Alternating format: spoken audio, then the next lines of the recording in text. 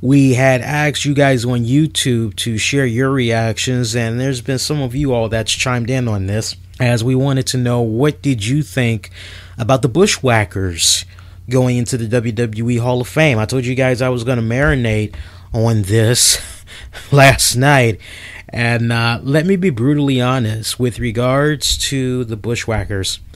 When I was a kid growing up, I really didn't give a damn about them. That was me trying to imitate the Bushwackers, by the way. Whoa! Yeah. I could care less about the Bushwackers. Didn't like them as a kid. Didn't like them as a teenager. Damn sure don't care about them now. And I just think that it's really fucked up that the Freebirds, you know, Michael P.S. Hayes and the Fabulous Freebirds, they aren't in the Hall of Fame yet. Demolition, they aren't in the Hall of Fame yet. And yet, the Bushwackers get to go in. APA's not in the Hall of Fame. And yet, the Bushwackers get to go in.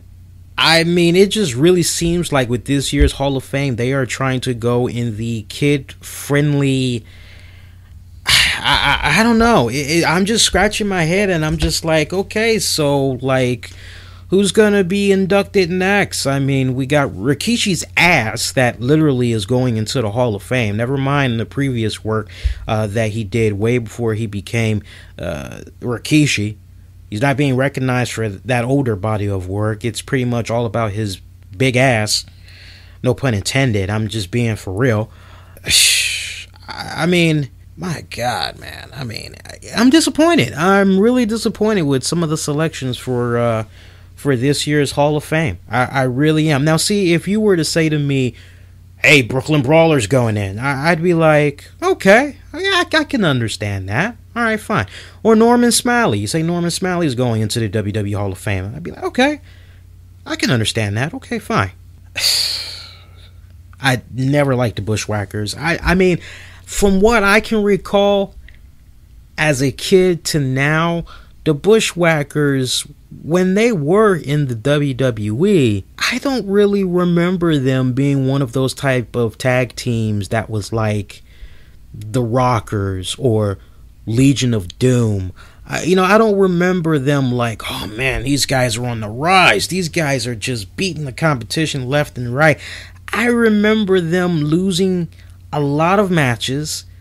I remember them for their antics that they would do before and after their match, how they would interact with the kids and try to get everybody all nice and happy and shit. That's what I really remember about them. They were very gimmicky. Very freaking gimmicky. And when I was a kid growing up, I didn't care about them. Honestly, when I was a kid, when it came to my tag teams, the Rockers, I stopped whatever I was doing every single time I saw Marty Jannetty and Shawn Michaels. I stayed glued. Watching those guys work the way that they worked, I had never seen anything like it before. They were just so fresh to me. They were just so innovative. And I'm like, wow, these guys are freaking awesome. And then Legion of Doom, I'm like, oh man, these guys freaking rock. They got spikes on their freaking shoulders. And they got this weird, cool Kiss type of paint that's going on. It's like, wow, this is badass. And, and they got black spandex on and all that. And they're just destroying the hell out of their competition with sheer brute strength, but they were so agile as hell. I'm like, man, these guys are freaking bomb. Let me see what's going on with these guys. Really taken back by those type of tag teams back in the day. Bushwackers were nowhere on my freaking list. Nowhere. I would rather see Hulk Hogan and Macho Man get inducted as the Mega Power, so Macho Man gets two Hall of Fame rings posthumously than to see the Bushwackers go in. That's how I honestly feel. Bushwackers, as far as I'm concerned, they were always jobbing. I mean, they did a lot of work in the Mid-South. They wrestled for like over 40-something years, give or take. They wrestled for a lot of promotions, did a lot of stuff overseas.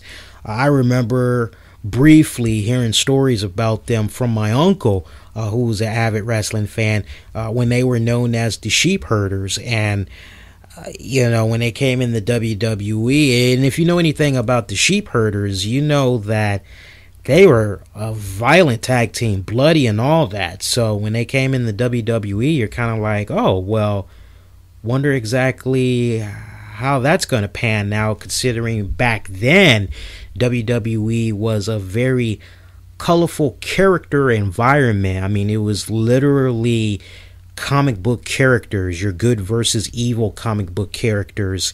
And sure enough, Sheep Herders, they would get branded the Bushwackers, and they would just become these two idiotic left arm, right arm, fist pump in the air as they're making their way down to the ring, eating their little slop buckets of beans and all this other stuff. I couldn't stand them. I just can't stand them even thinking about them right now. Seriously.